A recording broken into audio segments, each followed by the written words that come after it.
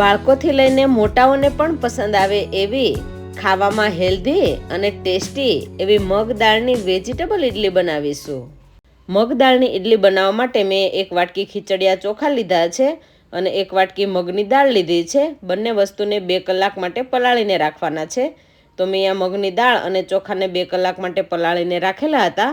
તો દાળ પણ એકદમ સરસ ફૂલી ગઈ છે અને ચોખા પણ સરસ પલળી ગયા છે આ રીતના. તો બંને વસ્તુને 2 કલાક માટે પલાળીને રાખેલા હતા. જો તમારે તરત જ બનાવવા હોય તો ગરમ પાણીમાં 20 મિનિટ માટે પલાળીને રાખવાના છે. તો બંને વસ્તુમાંથી પાણી કાઢી અને અડધી વાટકી દહીં ઉમેરી દઈશું. તો દાળ અને ચોખામાં અડધી વાટકી દહીં ઉમેરી દીધું છે. હવે અધકચરું પીસી લેવાનું છે.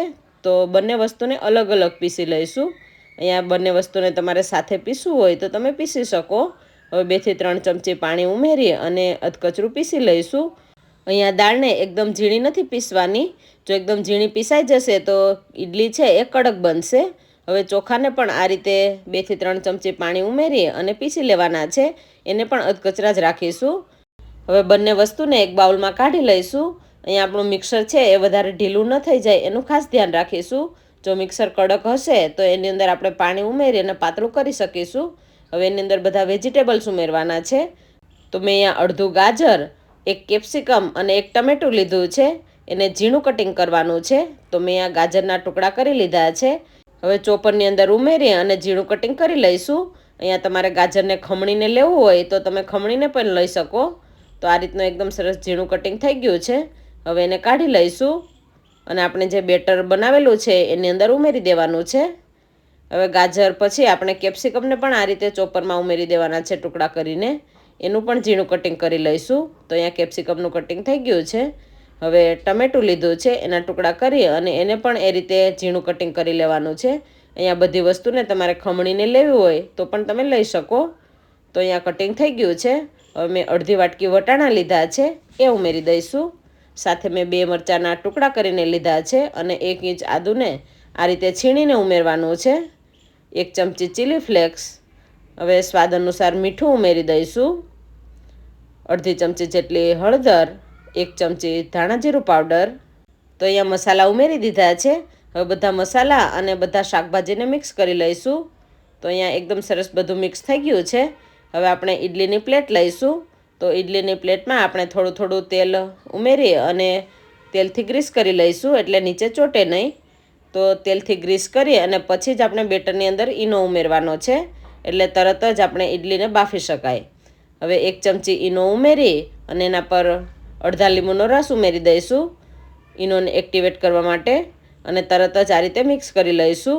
તો બરાબર મિક્સ કરી તરત જ ઇડલી બનાવી લઈશું. તો ઇડલીને બાફવા માટે મેં પાણી ગરમ મૂકી દીધું છે. પાણી બરાબર ઉકળી ગયું છે.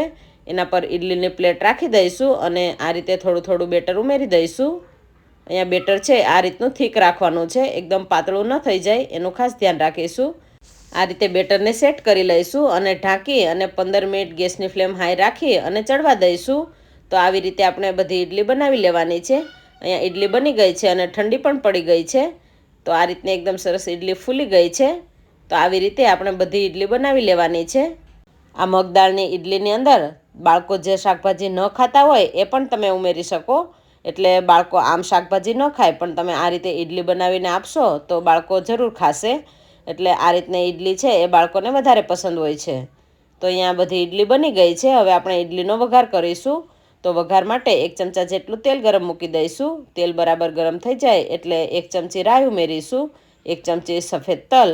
બંને વસ્તુ બરાબર ફૂટી જાય એટલે મેં અહીંયા 1 મરચાંના ટુકડા કરીને લીધા છે. સાથે મીઠો લીમડો લીધો છે એ ઉમેરી દઈશું.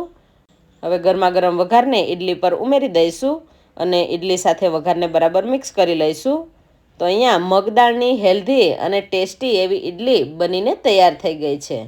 તો તમને અમારી આ રેસીપી પસંદ આવી હોય તો વિડીયોને લાઈક કરજો, શેર કરજો અને ચેનલને સબસ્ક્રાઈબ કરવાનું ના ભૂલતા. Thank you.